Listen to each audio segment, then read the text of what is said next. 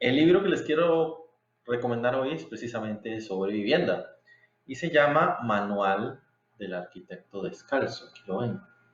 Probablemente los que son arquitectos o han estudiado algo de construcción lo han oído mentar. Es un libro muy interesante porque básicamente lo que hace es una recopilación de conocimientos, vamos a ver si aquí se ve, ¿sí? De conocimientos de poblados, de albañiles, de constructores en poblados rurales más que todo.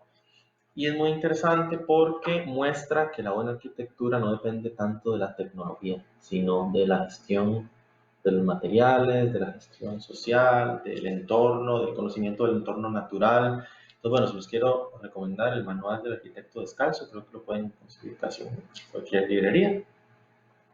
Es un gran libro, a mí me ayudó muchísimo cuando empecé en estas lides, en estos caminos de la vivienda. Le abre a uno mucho la perspectiva como arquitecto. Bueno, empecemos. Como les decía, hoy vamos a hablar un poco de vivienda. Y bueno, es un tema complejo, es un tema que tiene muchas aristas, pero vamos a intentar facilitar un poco, primero, algún conocimiento de conceptos, alguna introducción de conceptos para después abrir la discusión. Espero que se pueda entender bien acá. La ONU estima que hay 100 millones de personas sin hogar en el mundo y más de 1.000 millones alojadas en viviendas inadecuadas. Bueno, aquí empezamos a hablar sobre qué es una vivienda adecuada y qué no. Ahorita más adelante vamos a ver un poco sobre estos términos. El derecho a la vivienda, esto nos trae a un concepto que se ha venido desarrollando mucho en los últimos años, es parte de los derechos humanos ya de tercera generación, que es el derecho a la vivienda. Pero, ¿qué entendemos por el derecho a la vivienda y qué debe ser una vivienda adecuada? Pues bueno, básicamente, una vivienda adecuada debe garantizar una tenencia segura. O sea, ¿a qué me refiero con una tenencia segura? Que sus habitantes, sus moradores pueden estar tranquilos, que no va a llegar cualquiera en cualquier momento a echarlos de la casa donde están habitando. Eso es tenencia segura. Que no implica específicamente tenencia como propietarios. Puede ser perfectamente a través de un modelo de alquiler o cooperativo, etc. Lo importante es que tenga seguridad en la tenencia. Otro aspecto importante es que sea asequible, o sea, que sea pagable. Eso es de lo más importante. Porque nada hacemos teniendo viviendas que por su costo o por los gastos asociados, pues en el tiempo no sea posible ser sostenidas por parte de las familias. Otro tema es que desde luego tenga acceso pleno a servicios básicos, alcantarillado, electricidad, internet, ahora se considera un servicio básico esencial, que sea habitable, o sea, que garantice a las familias cobertura ante las inclemencias del tiempo, la lluvia, el viento, etcétera, ante eventos de la naturaleza. Muy importante el lugar, ya que tocamos otro tema de la gestión urbana que pudimos hablar la semana anterior. El lugar es muy importante. ¿Por qué? Porque el emplazamiento de la vivienda hace que el acceso a los bienes y servicios urbanos sea sencillo o sea muy complicado. Hace que sea barato poderlo tener o hace que sea realmente caro. Hace que el tiempo podamos invertirlo en trabajo, estando con las familias, o que lo invirtamos transportándonos por la ciudad o por donde tengamos que movilizarnos. Entonces, el lugar, la vivienda es muy importante. Y aquí se toca el tema suelo. Ahorita vamos a hablar un poquito más adelante. Y desde luego la adecuación cultural. La vivienda tiene que responder a los entornos, a los contextos culturales, socioeconómicos. Entonces, bueno, esto que ustedes ven acá es, a grosso modo, lo que se considera una vivienda adecuada. Para la charla, me gustaría orientar la discusión en tres grandes temas. Uno, el primero, que es la producción de vivienda, diseño y construcción de vivienda. Dos, el tema de financiamiento o el acceso a las familias a recursos financieros para poder obtener vivienda.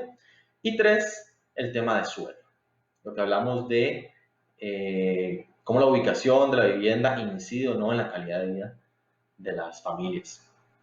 Entonces, bueno, entremos en materia.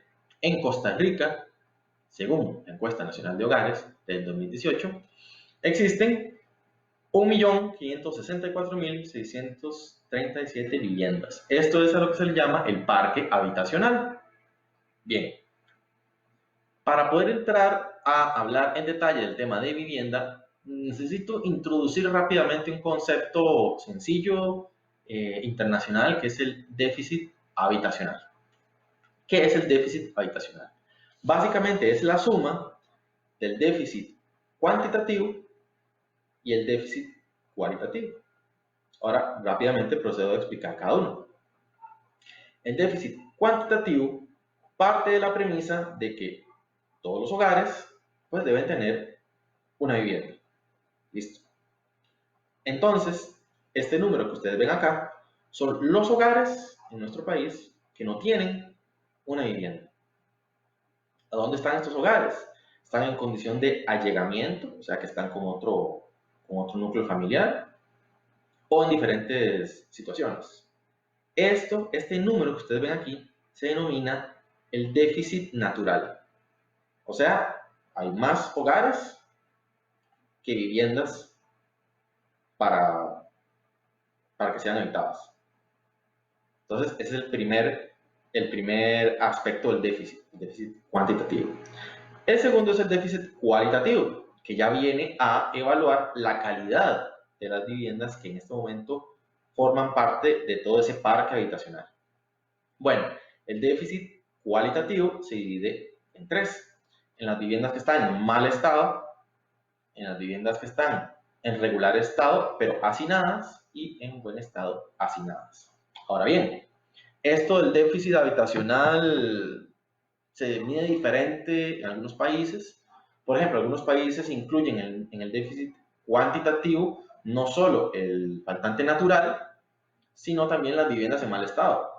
En nuestro caso, para efectos de nuestro país, vamos a homologar el déficit cuantitativo al faltante natural y las viviendas en mal estado las vamos a incluir con el déficit cualitativo.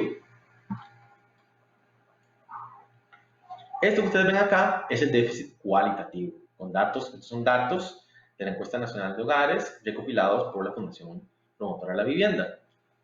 Son 158.633 viviendas que están en las condiciones anteriores, en mal estado, en regular estado hacinadas y en buen estado hacinadas. Si a esto le sumamos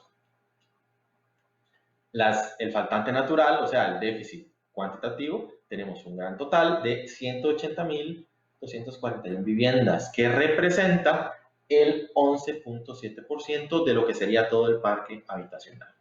Ese es el déficit habitacional en nuestro país. Ahora bien, este dato se denomina el déficit habitacional tradicional porque la formulita que acabo de explicar es a grosso modo la misma fórmula que se aplica en muchos países.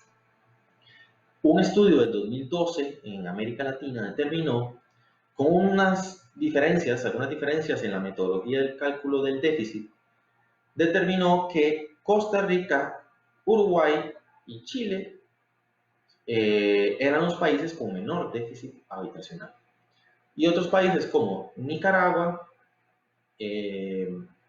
Perú y Bolivia eran los países que tenían más déficit habitacional. Estos tres últimos países que les acabo de mencionar estaban por el orden del 60% del parque habitacional en déficit.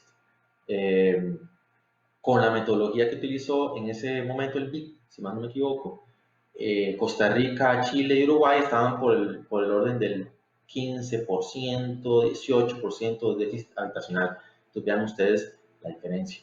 Aquí no podemos ser mezquinos. El sistema de vivienda en nuestro país ha sido muy bueno produciendo vivienda, ha sido muy bueno dando facilidades a las familias de escasos recursos para obtener su vivienda. Pero bueno, continuemos. Hay otro indicador que el que lo ha desarrollado mucho más ha sido la Fundación Promotora de la Vivienda, que es el déficit habitacional real. ¿Qué incluye el déficit habitacional real? Incluye las viviendas que están en regular estado. Todas las que están en regular estado las incluye. Y entonces eso nos dispara, en el caso de Costa Rica, el déficit habitacional al 53% del parque habitacional. Vean ustedes, esto ya es un número que se puede llamar alarmante.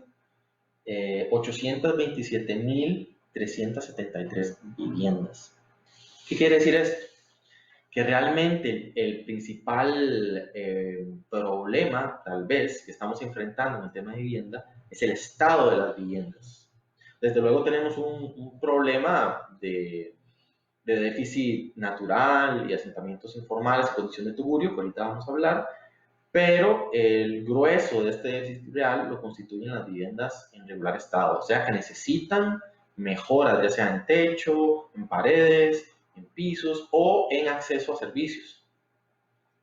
Estos son datos de la Fundación Promotora de Vivienda del 2018.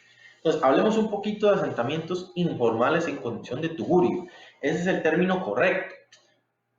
Popularmente conocidos en nuestro país como precarios, pero bueno, el término precario tiende a ser un poco peyorativo, entonces, bueno, el término es asentamientos informales en condición de tugurio. Aquí hay dos condiciones que son importantes de aclarar. La condición de tugurio hace referencia específicamente a la calidad de los materiales de la vivienda. Y el término informal hace referencia a la tenencia de esa vivienda o del suelo donde está esa vivienda. Entonces puede haber tugurios, o sea, viviendas en mal estado, pero que no están en condición informal, que el lote es de las familias o del hogar que habita la vivienda. Así como puede haber viviendas en excelente estado en informales o en precarios, les llamaríamos. Pero los asentamientos que, vamos a ver, forman el énfasis de la política pública son los asentamientos informales en condición de tugurio, que son esos asentamientos que normalmente han surgido de tomas de tierras, de invasión de algunos terrenos. Bueno, hay diferentes formas en que se han creado y que han crecido o no en nuestro país. En 2012, un estudio del Ministerio de Vivienda, un estudio no muy exacto, pero bueno, era la referencia que en su momento existía, identificó en el país aproximadamente entre 380 y 400 asentamientos informales. Y estimó, hicieron una estimación muy a grosso modo, que había 40.000 viviendas en estos asentamientos informales, en condición de tugurio. Eso representaba un 2.6% del parque habitacional. Este dato de 40.000 viviendas, de 380, 400 asentamientos informales, no ha variado muchísimo en los últimos años. Tampoco la cantidad de viviendas en condición de tugurio informales. Es uno de los grandes retos que tiene el sistema. Que si bien es cierto, si lo comparamos con el contexto centroamericano y América Latina, cualquiera podría decir, bueno, el problema de la informalidad en Costa Rica no es un problema mayor, es un problema relativamente muy manejable. De hecho, muchos organismos internacionales le han, ¿cómo decirlo?, jalado las orejas a nuestro país por la cantidad de recursos que se invierten en vivienda y que no haya sido posible eliminar de todos los asentamientos informales, siendo un porcentaje tan pequeño del parque habitacional. Bueno, eso es parte de lo que me gustaría poder discutir con ustedes ahora que termine mi disertación.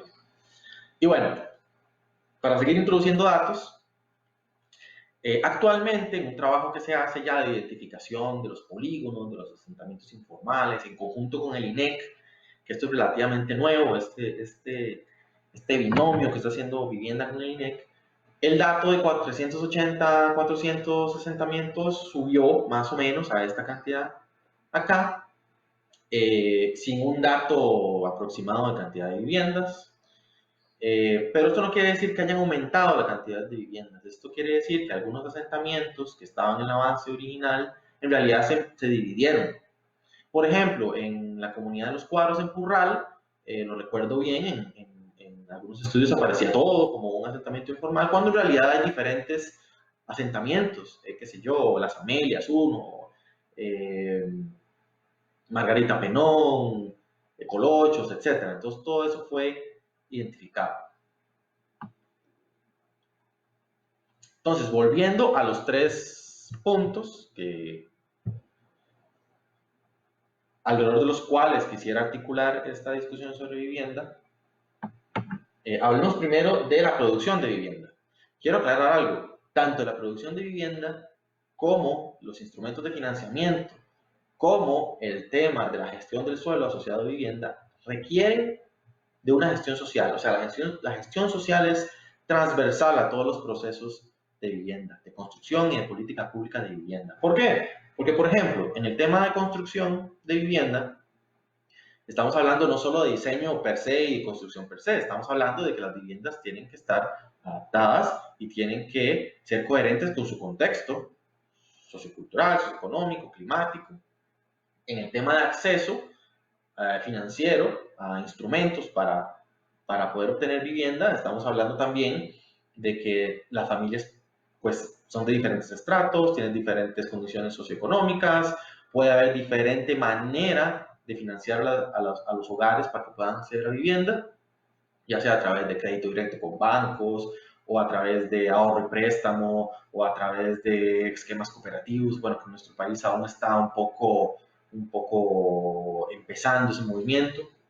Y desde el tema del suelo, pues desde luego, el suelo es inherentemente de interés público y, como les dije anteriormente, influye en nuestro acceso a los bienes y servicios urbanos, que es una reivindicación del derecho a la ciudad y por ende del derecho a la vivienda.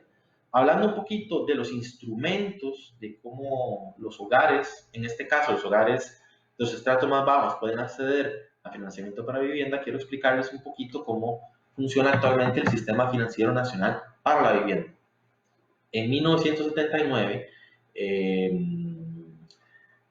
se crea, se puede decir que se crea, o más bien se establece el ministro de Vivienda es creado en 1979 como un ministro sin cartera, o sea, ¿qué quiere decir? Que no hay una ley específica que hable sobre el Ministerio de Vivienda y le dé competencias específicas, pero bueno, el ministro de Vivienda sin cartera aparece en el tinglado de la institucionalidad y en el 86 nace el Sistema Financiero Nacional para la Vivienda, conocido por el BAMBI y las entidades autorizadas. ¿Cómo funciona este sistema?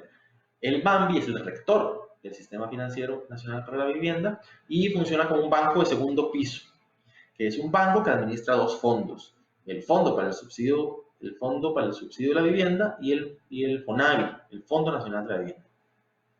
Con los fondos del FOSUBI, sobre todo el BAMBI, a través de las entidades autorizadas, que son bancos, cooperativas, en algunos casos asociaciones, distribuye los subsidios del bono a las familias que califican.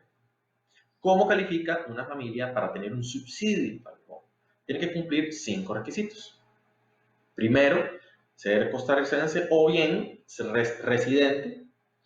Tiene que no haber recibido bono antes en su vida, porque el bono se puede recibir una sola vez en la vida. Tiene que tener núcleo familiar en sus diferentes denominaciones. Tiene, desde luego, que poder acceder al subsidio del bono por su ingreso, o sea, hay un criterio de ingreso.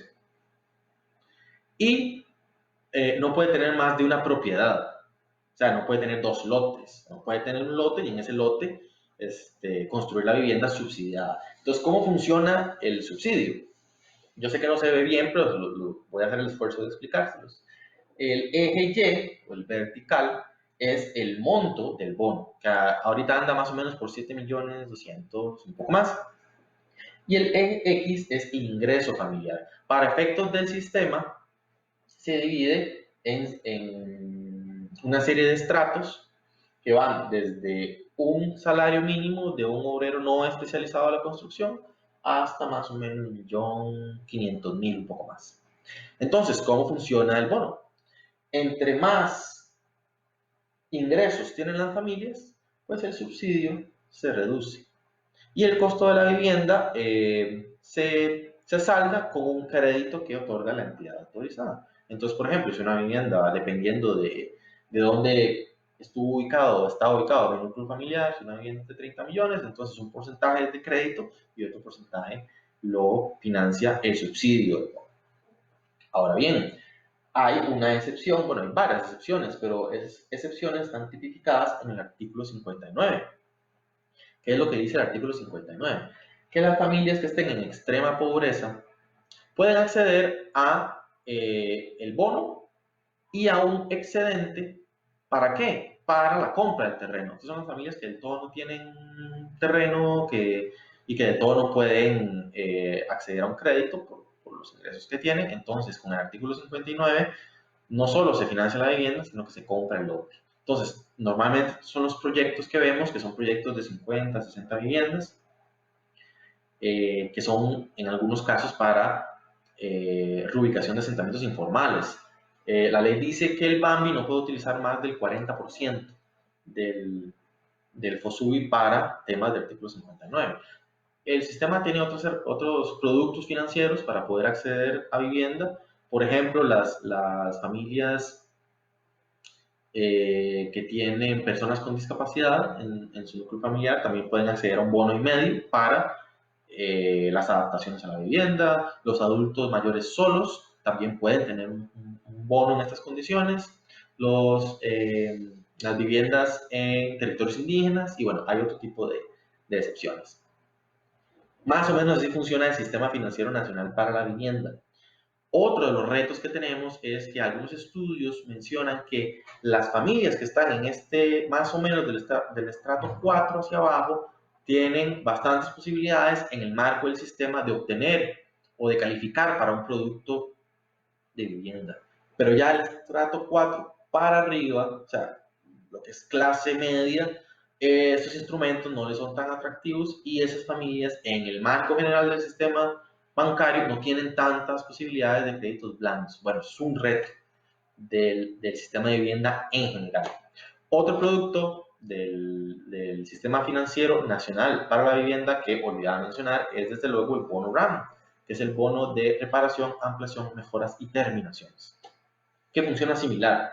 Dependiendo del ingreso de la familia, se accede a un monto de subsidio y a un monto de crédito. Que este es otro de los grandes retos, que por un crédito relativamente pequeño para una mejora, ya digamos que la vivienda queda grabada o el terreno queda grabado, porque ese es otro de los temas del bono. Una vivienda de bono queda grabada por 10 años. No puede ser ni alquilada, ni vendida, ni hipotecada, ni nada por el estilo. Entonces, ese, desde el punto de vista del RAM, puede ser uno de los aspectos que no motiva tanto a las familias para acceder a un subsidio de este tipo. Eso se viene hablando desde hace muchísimos años. Sigamos. Entonces, esto que ustedes ven acá es un número muy importante porque hay que reconocer el impacto que el sistema financiero nacional para la vivienda ha tenido en Costa Rica.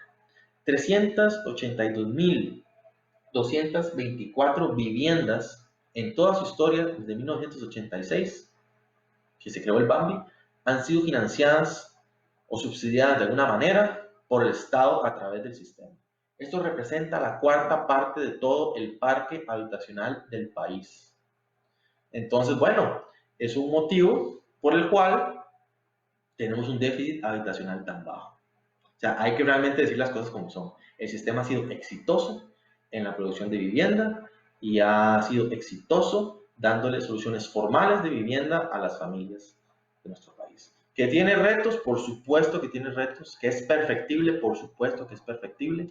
Desde mi punto de vista es muy perfectible cuando hablamos de la integración de estos proyectos a la ciudad, de cómo revertimos el esquema de transformación de suelo verde para ser urbanizado en viviendas y cómo traemos esos proyectos a esquemas más integrados con la ciudad ya impactada. Eso es todo un reto y no es un reto solo en nuestro país, es un reto en prácticamente todo el mundo y para eso hay instrumentos y otros marcos normativos que podemos estudiar para ver cómo mejoramos el sistema. Entonces, eso es un poco lo que les quería comentar. Espero que ojalá podamos tener alguna conversación sobre estos temas.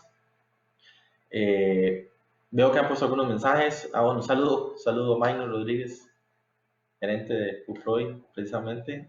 A Gilda, ¿cómo estás, Gilda? Gilda Carvajal, saludo. Espero que estés muy bien, que vaya muy bien ese embarazo. Nos vemos pronto. Entonces, bueno, los invito a que por favor me dejen sus comentarios, que podamos dialogar un poquito sobre el tema. Les pongo en la pantalla nuevamente los tres ejes o las tres dimensiones por las que creo que más o menos podemos irnos discutiendo el tema de vivienda. Se las repito, el tema de producción de vivienda, diseño y construcción de vivienda. El tema de productos financieros para que los hogares tengan acceso a poder conseguir su vivienda. Y el tema del suelo, dónde están esas viviendas localizadas y cómo logramos que el suelo urbano sea más accesible para las viviendas financiadas por el sistema y por todas las familias, sobre todo de clase media. En relación a este tema, es muy importante porque esto se encadena un poco con la discusión que tuvimos la semana pasada sobre desarrollo urbano. Hablábamos la semana pasada que desde el punto de vista del desarrollo urbano, nuestro país necesita explorar nuevos instrumentos de gestión del suelo. Entonces, por ejemplo, instrumentos de gestión del suelo asociados a la producción de vivienda asequible. Hay varios, hay diversos, como por ejemplo, hay uno muy interesante que lo tienen varios países de América Latina, que es el derecho preferente. ¿A qué me refiero con el derecho preferente? El derecho preferente es que en el marco de la planificación urbana, un municipio o inclusive el Estado, en nuestro caso podría ser el limbo, me imagino, puede limitar perímetros donde es de prioridad el desarrollo de vivienda de cierto estrato. Entonces, ¿qué quiere decir esto? Que esos terrenos responden a un régimen, no digamos régimen, responden a ciertas reglas para el establecimiento de su valor. O sea, hay una especie de control del valor de la tierra. ¿Por qué? Porque si han tenido la oportunidad de ver un avalúo, el valor de la vivienda, al final de cuentas, es el costo de reposición de la construcción y el costo del suelo. En zonas urbanas, el costo del suelo se dispara. Inclusive la construcción, hasta ciertos niveles, no representa tanto la carga financiera como el suelo. Entonces, bueno, eso es lo que pretende un poco este instrumento. Mario Catalán, desde Guatemala, un saludo. Tenemos una conversación pendiente, por cierto. Ese es un instrumento. El otro instrumento que se practicó muchísimo, de hecho, en América Latina y aún se sigue utilizando, aunque algunas personas, algunos organismos digan que no es efectivo, es el banco de suelos. O sea, que las diferentes instituciones encargadas del tema de vivienda tengan suelo y que lo pongan en el mercado de vivienda en ciertas condiciones. Muchísimos países tienen mercado de suelo. Tal vez el reto, bancos de suelo, tal vez el reto más grande de eso es poder resolver el tema de la custodia y el tema de la gestión de todos esos activos en el tiempo. Por ejemplo, el INBU tuvo un banco de suelos espectacular y hay que ser claros también, muchísimos de los buenos proyectos que el INBU desarrolló en los 60s, 50s, 60s y 70s fueron accesibles a la clase obrera en mucho, porque era suelo que el INBU ponía en el mercado a un precio, digamos que módico, y entonces regulaba el costo de la vivienda. Eso es lo que hace, por ejemplo, un buen banco de suelos bien gestionado. Por ejemplo, otros son las viviendas protegidas. Esto se maneja mucho en España, que son pisos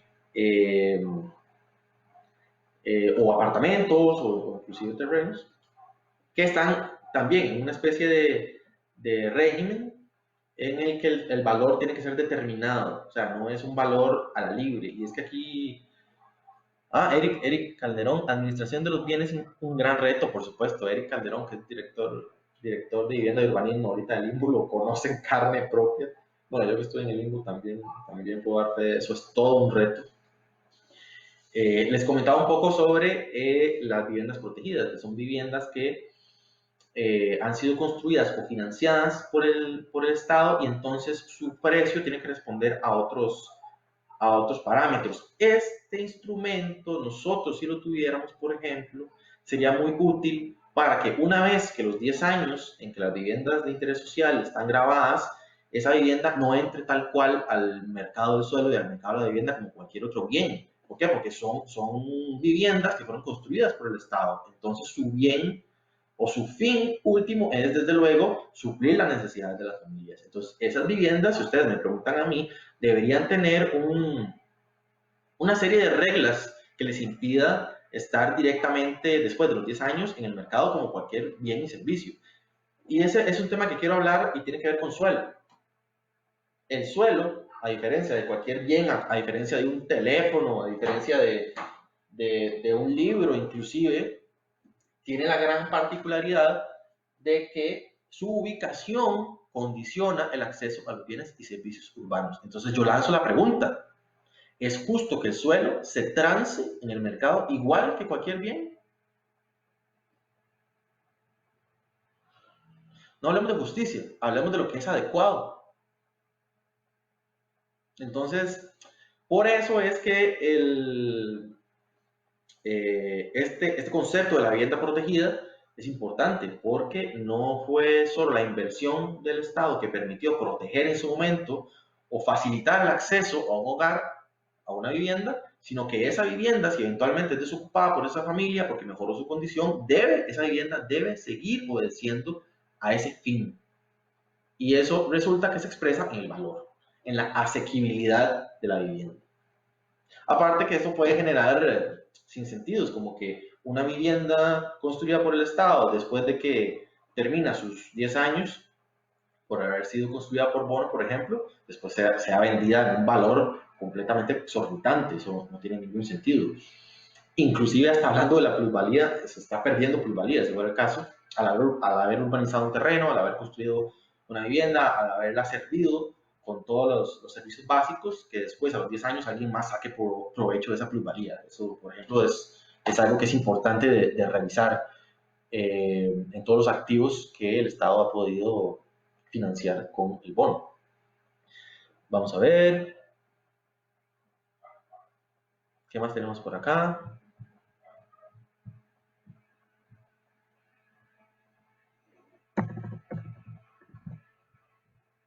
Saludos a todas las personas que le han dado like. No puedo ver cuántos son. Me tienen paciencia porque la verdad es el segundo streaming que hago, entonces no manejo muy bien esta herramienta.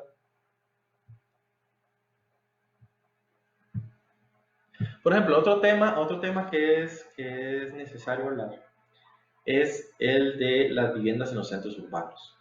Como el subsidio del bono en el tema de producción de vivienda no se ha podido articular con las políticas de repoblamiento, con las políticas de densificación. Por su naturaleza, por haber sido creado en los 80s, el bono responde a una lógica de incorporación de suelo rústico a la ciudad, o sea, a una lógica de urbanización. Poco a poco hemos ido intentando evolucionar el instrumento para que pueda financiar proyectos de apartamentos o otro tipo. Pero bueno, como les digo, todo este tipo de proyectos requieren de una batería de instrumentos que es necesario concatenar.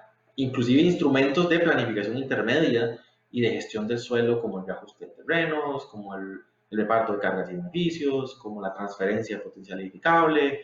Y aquí quiero traer a colación el ejemplo de Colombia, que Colombia tiene una norma muy interesante que en proyectos de planes parciales, que no pueden ser proyectos de menos de 10 hectáreas, imagínense ustedes, un proyecto de 10 hectáreas, al menos el 10% de la vivienda tiene que ser para estratos que se denominan vivienda de interés social. Que esa es otra diferencia interesante en América Latina sobre cómo vemos la vivienda de interés social. En nuestro país, la vivienda de interés social, digamos que está definida por el alcance del sistema, o sea, por este alcance que vimos acá. De acá a acá es vivienda de interés social. Y no crean, el sistema puede financiar vivienda, si mal no me equivoco, de hasta 60 millones. De la manera en que les comenté, una parte con crédito y otra parte con el subsidio. También a través de bono diferido, que es otro instrumento que no mencioné, que es que el bono se difiere en las cuotas del crédito hipotecario. Eh, entonces sí, es un instrumento dinámico, pero este es el universo. Para nosotros este es el universo bis. En otros países la bis, por ejemplo, no es únicamente este universo, sino que hay otros. ¿Por qué? Porque digamos que la política de vivienda está vista un poco más en su generalidad de que todos los estratos deberían tener alguna u otra facilidad para acceder a vivienda, sobre todo estratos de clase media. Y un tema interesante, por ejemplo, que tuve la oportunidad de ver en algunos países de Sudamérica, es que las especificaciones técnicas de acabados en edificios, si son financiadas por sistemas de este tipo, no tienen que ser tan estrictos. ¿A qué me refiero? Que la vivienda o el apartamento puede entregarse en ciertas condiciones de acabados que tal vez actualmente no podríamos entregarla así, una vivienda de bono. Por ejemplo, sin pintar, o solo con un repello quemado, o únicamente con el mueble de la cocina. ¿Esto para qué es? ¿Por qué es? Porque bueno, la idea es que la familia tenga acceso a su vivienda y que progresivamente la vaya mejorando. Es una posibilidad que hay. En nuestro momento, la directriz que rige los acabados y digamos de toda la parte técnica de la vivienda de interés social tiende a ser un poquito estricta en ese sentido. No estoy diciendo que esté mal, pero para poder llevar el subsidio de vivienda hasta las ciudades hay que empezar a explorar diferentes posibilidades. Por ejemplo, el subsidio cruzado. ¿A qué me refiero con el subsidio cruzado? Actualmente los fondos del sistema solo se pueden utilizar para vivienda. Tanto es así que lo que se utilizó en algún momento para mejoramiento barrial, lo que se denominaban los proyectos de mejoramiento barrial, tuvieron que dejarse de utilizar de esa forma porque solo pueden ser utilizados en vivienda. ¿Qué sucede con un edificio que los primeros dos pisos son comerciales y el resto son viviendas? Eso puede ser una forma indirecta, lo que llaman un subsidio cruzado, para abaratar tal vez o para que las familias de cierto estrato puedan acceder a un apartamento en una zona urbana mejor ubicada. Me dice Hilda, Roy, siempre el valor del suelo ha sido variable a través del tiempo y claramente eso ha suscitado las luchas por la conquista de territorios por las características que lo hacen altamente valorizable, por ejemplo, cercanía a puertos, ríos, centros urbanos, entre otros. Por esta razón creo que no se maneja un valor uniforme para dicho bien. Y bueno, eso también genera directa o indirectamente la segregación social del territorio, pues desde luego, este tema de cómo se calcula el valor del suelo es la gran nebulosa de un avalúo, por ejemplo. Ustedes ven un avalúo de una vivienda o un edificio, como les digo, ven el costo de reposición del inmueble, pero el valor del suelo a veces es una gran nebulosa. Aunque me digan los evaluadores que hay miles de metodologías, realmente es un tema que debe ser revisado y tiene que ser normado. El valor del suelo en zonas urbanas gentrifica. ¿A qué me refiero con gentrifica? Que determina de manera indirecta cuáles son los estratos que pueden estar cerca de la ciudad y los que no. Digamos que eso se puede decir como una tendencia en nuestras ciudades, pero es obligación, a mi parecer, de una política de vivienda empezar a marcar la línea de una política de suelo. Y hay muchos ejemplos de cómo se puede empezar a gestar una política de suelo. He mencionado algunos ejemplos de instrumentos, desde luego hay otros que dependen de una fuerza legal mayor, inclusive hasta a nivel constitucional, porque tienen que ver con la función social del suelo y con la inviolabilidad de la propiedad, si fuera el caso. Me dice Dania, perdón porque me uní un poco tarde. No, pues, tranquila. Pero los datos crudos, los datos que se usaron como por ejemplo para sacar el déficit habitacional presentados en las diapositivas se encuentran libres. Vamos a ver. Disculpe si los habían mencionado. Sí, claro. Por ejemplo, estos son datos, como lo mencioné, que son sacados de la Encuesta Nacional de Hogares y recopilados, por ejemplo, algunos de los que tomé, del informe del estado de la vivienda de la Fundación Promotora de Vivienda. Cuando uno ve la Encuesta Nacional de Hogares, puede ver muchísimos datos también interesantes, no solo sobre la cantidad de viviendas y el déficit habitacional, sino de, por ejemplo, el acceso a servicios, el acceso a equipamientos, es muy interesante. Para el próximo censo, el próximo año, digamos que la gran esperanza es poder ya al fin poder tener no solo los polígonos de los asentamientos informales y condiciones de tuburio bien delimitados, sino por primera vez tener la cantidad aproximada, no, exacta, de viviendas que están en esos asentamientos. Porque el dato que les dije de 40.000, 41.000 viviendas que siempre se ha manejado en algunos estudios del Ministerio de Vivienda es un dato inexacto, completamente inexacto por el tipo de metodología que se utilizó en su momento. Entonces, bueno, esa unión entre el Instituto Nacional de Estadística y Censos, el uso de herramientas georreferenciadas para definir bien el polígono y que se cuente casa por casa, se va a hacer por primera vez en el contexto de un censo nacional.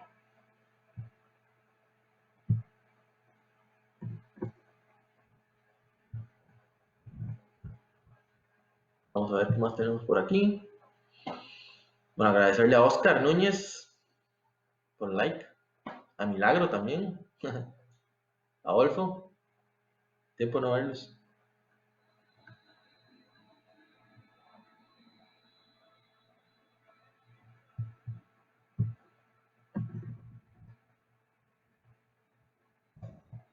Viendo la tecnología en un segundo.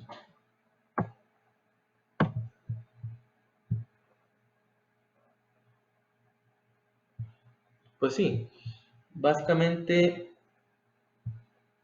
el tema de la vivienda es todo un reto, en nuestro país. Es muy interesante porque al ser nuestro país un país calificado por muchos organismos internacionales como un país de renta media, ya no accede, digamos que a tantos recursos de cooperación internacional, y más bien a veces recibimos regañadas, como lo que les decía al principio, de que muchísimos organismos internacionales se preguntan por qué, con la inversión tan potente de recursos que hace el país en temas de vivienda, de 10.000 a 12.000 subsidios de vivienda al año, estamos hablando de 40.000 a 50.000 viviendas cada 4 años, no hemos podido resolver el tema de los asentamientos informales. Pues bueno, resulta que estos asentamientos informales en su mayoría están en entornos urbanos, están muy cerca de ciudad. Y si queremos generar una vivienda adecuada con las características que vimos anteriormente, pues estamos hablando de proyectos urbanos, estamos hablando de proyectos de renovación urbana, estamos hablando de proyectos de escala parcial. Y ese es el gran paso que sigue para poder garantizar una respuesta a los asentamientos informales en condiciones de tuburio. Hay muchísimos asentamientos que ya tienen años de estar consolidados, tal es el caso de la Carpio, todos los asentamientos en los Cuadros que tienen más de 30 años, los Cuadros que nacieron en el 82, por ejemplo, que particularmente conozco con un poco más de detalle, porque bueno, ahí hice mi trabajo final de graduación.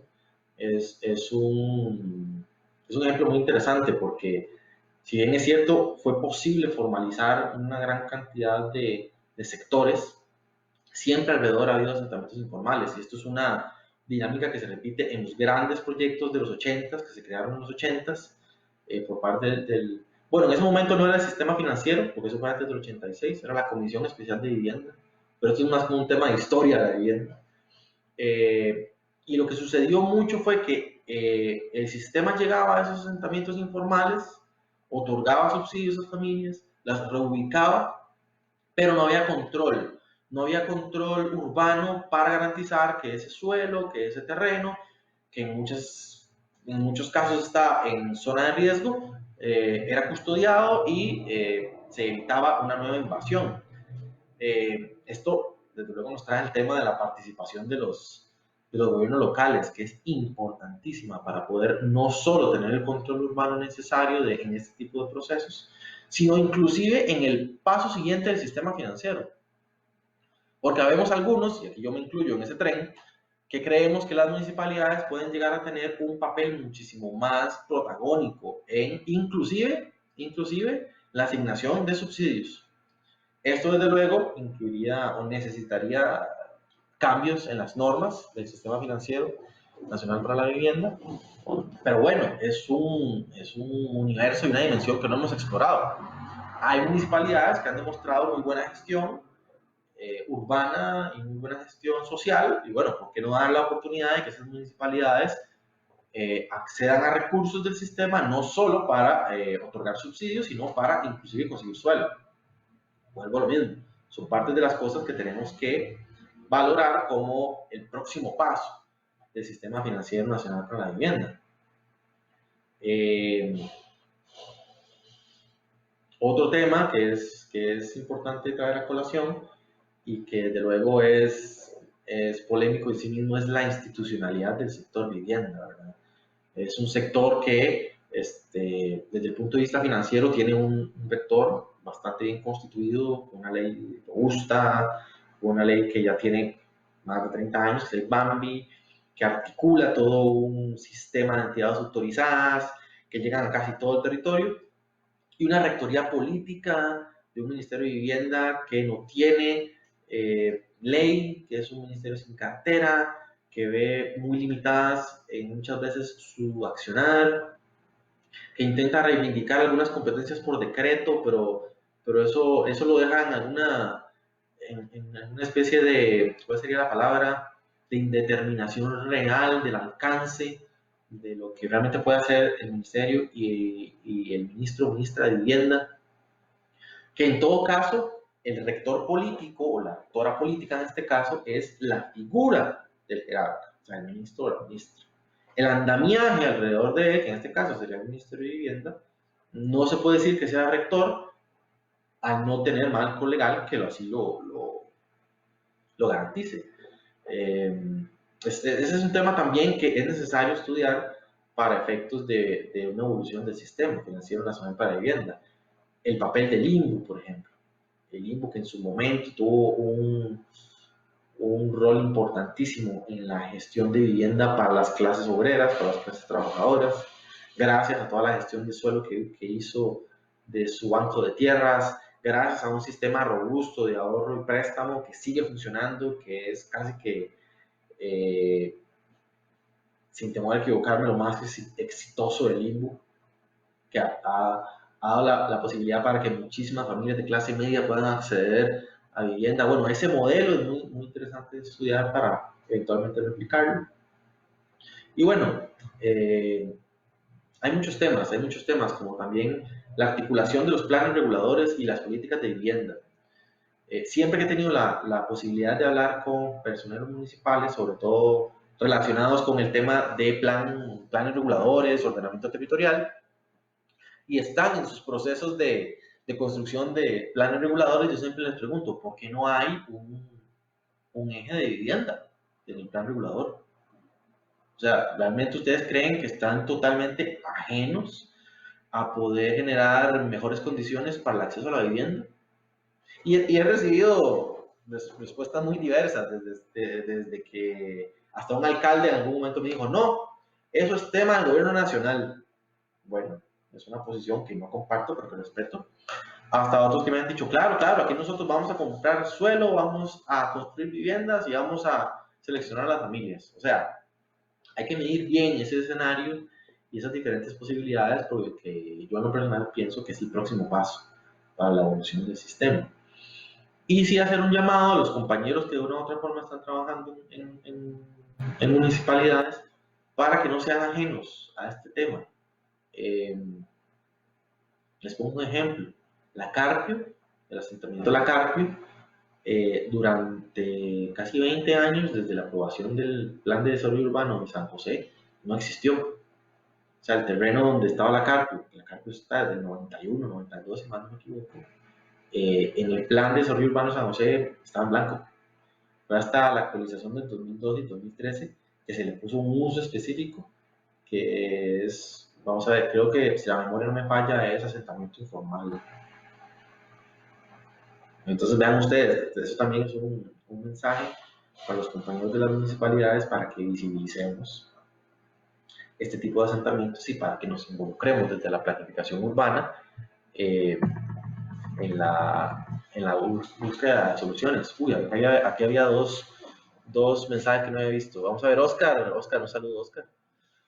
¿Usted cree que se llegue a censar el 100% de los asentamientos humanos informales teniendo en cuenta que algunos de estos sectores son muy conflictivos? ¿Conoce qué metodología utilizarán para recopilar datos? Bueno, de lo que tengo conocimiento, Oscar, el INEC junto con el Ministerio de Vivienda ya están definiendo los polígonos de los asentamientos informales. Esto no se había hecho antes, entonces ¿qué pasaba? Por ejemplo, que MIVA tenía unos polígonos y que cuando el INEC iba a hacer el censo, ¿qué hace el INEC? Va y toca la puerta de la casa y pregunta, ¿esta casa es suya? Y la familia le dice, sí, es mía, es propia. Entonces, lo que el INEC identificaba como informal no calzaba para nada con lo que el MIVA tenía. ¿Cuál era el problema de la información del MIVA? Que el MIVA lo que tenía eran polígonos de asentamientos informales y los datos, la cantidad de familias, los sacaba por una fuente, por el líder comunal o por, vamos a ver, una fuente, una persona en específico. Entonces era súper inexacto. Entonces, ¿qué hacía falta? Hacía falta, o qué hace falta, unir los dos insumos, que ya está sucediendo. Ya el INEC, en conjunto con el MIVA, tiene los polígonos de los asentamientos informales y tengo entendido, esto no lo puedo asegurar, pero ojalá sea así, que en el próximo censo, el próximo año, entonces las viviendas que se vayan a censar en esos polígonos van a quedar como las viviendas de esos asentamientos informales. Entonces ya tendríamos por primera vez un número bastante aproximado de viviendas en los asentamientos informales. Espero que sea así. Ahora, con respecto al tema de la con respecto al tema de la inseguridad y todo esto, pues desde luego son aspectos que hay que tomar en cuenta, pero bueno, los compañeros de INEC siempre lo han tenido bien en cuenta. No sé si Gilda puede decir algo sobre eso, ella estuvo relacionada con el, con el INEC hace unos años. Pone Eric Calderón, sí, en 2 años el SAP ha crecido un 40% la colocación de créditos. Pues claro, es un sistema súper atractivo, súper. Don William Rivera, un saludo muy especial a don William Rivera. Es todo un personaje del urbanismo que participó en la creación del plan GAM 82. Y bueno, aquí está, para que vea don William, que lo tenemos en alta estima. Ay, bueno, yo por aquí tenía el ejemplar del plan GAM 82 que usted le dio a Alpu. Aquí lo tengo todavía. La vez pasada hablamos mucho de ese documento. ¿Qué lo han hecho? No lo he perdido, lo tengo aquí. Pero bueno, la vez pasada lo hablamos y bueno, le mando un gran saludo porque eso es una pieza de museo. Patricio Morera, el viceministro de Vivienda. Recién logro conectarme, muchas gracias. Bueno, recién logras conectarte y ya estamos casi por finalizar, pero no importa, podemos seguir dialogando. Pero sí, lo que dice Eric es muy cierto. El SAP es un sistema súper atractivo. Que bueno, en otro orden de ideas, Eric, yo no sé qué pensés vos, pero para un director de vivienda y urbanismo, tener la parte de vivienda, de proyectos habitacionales, la parte de urbanismo, la parte del SAP, es una carga bastante importante, ¿verdad? Esa fue una de las cosas que dejó la reorganización del INBU de hace algunos años, ¿verdad? Yo creo que es bastante pesada esa carga para un solo director. Estamos hablando de temas de producción de vivienda, estamos hablando de temas de gestión urbana y tras de eso estamos hablando de temas financieros, de manejo financiero, ¿verdad? Bueno, eso es algo, una opinión muy personal, pero bueno, de eso se trata esta charla, ¿verdad? Es una brasa caliente.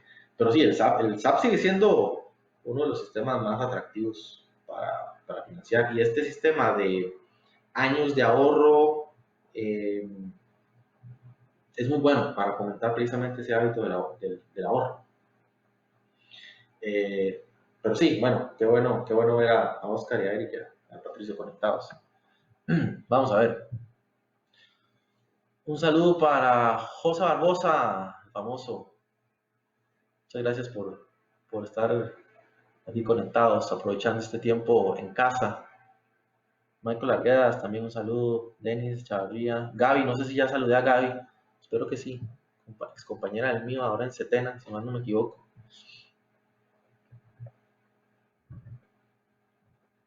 Toño Salas, un saludo. Gracias por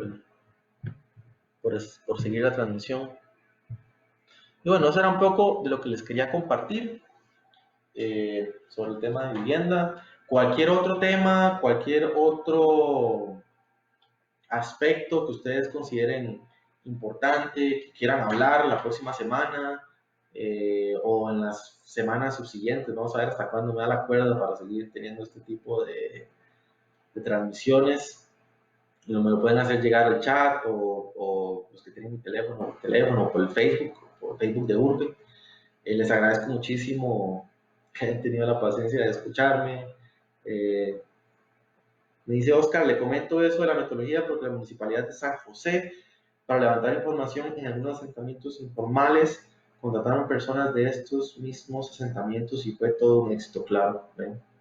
Qué interesante, qué bueno saberlo y me parece que es una idea muy aprovechable por parte de las autoridades que están gestando el censo y por cualquier otra municipalidad, de hecho. Dice Gilda, Roy, anteriormente se ingresaba a los asentamientos informales con ayuda de líderes comunales. Su delimitación corresponde a las UGM por límites debidamente identificados en el campo. En el 2011 no se ubicó cada vivienda, pero sí se censaron. Claro, esa era la situación que generó el censo de 2011. Ahora, aunque se tenga el polígono de asentamiento informal, se ubica la vivienda con un equipo de GPS, pero lograr censar el 100% es lo difícil, porque este sector es quisquilloso al brindar información. Claro, claro, por supuesto. A mí me tocó muchísimo ir a asentamientos informales durante los casi 10 años que estuve en vivienda. Y yo recuerdo que cada vez que tocaba la puerta de una vivienda y salía el tema de la tenencia, me decían, no, esta vivienda es mía, es mía. Y uno entiende desde luego el punto de vista de la familia, pero para efectos de la investigación y la generación de datos, pues es todo un reto, es todo un reto. Pero sí, ahora la gran ventaja es esa, que si más no me equivoco, como les comentaba, el INEC y el MIBA están en esa coordinación, entonces se puede tener al menos un dato mucho más aproximado de cuántas viviendas están en los asentamientos informales, que es importantísimo para poder tener política pública específica. También cuesta un poco ubicar la población en la vivienda durante el tiempo censal, máximo que cada censista de levantar varias UGM en la semana. Claro, es un trabajo. Me dice Chalo González, un saludo. ¿Qué opina sobre poner topes a la plusvalía en el sector inmobiliario privado para que no ejerza presión sobre el sistema y costo de los suelos estatales en los asentamientos informales? Wow, qué pregunta, qué buena pregunta. Bueno, si usted me pregunta a mí, ese tipo de control de la ganancia de valor a través de plusvalía debería ser implementado en territorios específicos delimitados por la planificación urbana. ¿Por qué? Porque es una manera de regular el valor del suelo en ciertas zonas. Por ejemplo, una manera de tal vez no regular el tope de la plusvalía, pero sí recuperar algo de la plusvalía en asentamientos o en nuevos proyectos de urbanización que impliquen la creación de ciudad. O sea, tomar predios rústicos en verde para ampliar la ciudad. Eso es muy común en el mundo, que parte de esa plusvalía se captura. ¿Para qué? Pues para fortalecer los sistemas de alcantarillado, los sistemas de servicios básicos, inclusive generar fondos para la adquisición de terrenos y de vivienda. No sé si exactamente poner un tope, como por ejemplo decir, bueno, en este tipo de proyecto inmobiliario se puede ganar hasta un 15% o hasta un 18%, pero sí creo que sería justo en ciertas condiciones que la ciudad, o sea, los municipios, puedan capturar parte de ese plusvalor. ¿En qué hechos generadores? Por ejemplo, en el hecho generador de construcción de infraestructura, o sea, cuando el poder público construye una infraestructura robusta que valoriza, es justo que recupere parte de ese plusvalor, desde luego, con una metodología y la identificación del área de influencia y de la capacidad de pago, etc. Y en el ejemplo que les decía sobre la expansión de la mancha urbana.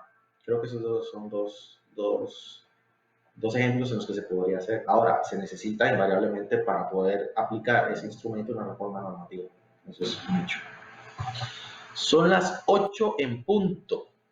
Entonces, bueno, si no hay más comentarios, me gustaría agradecerles a todos y a todas por su tiempo, por haber tenido esta conversación tan amena.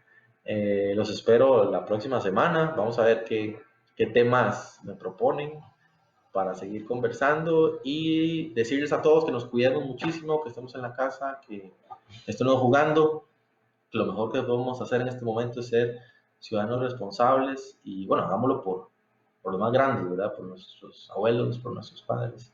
Esto va a pasar y vamos a salir bien, estoy seguro de eso. Bueno, muy buenas noches a todos y a todas. Muchísimas gracias. Nos vemos.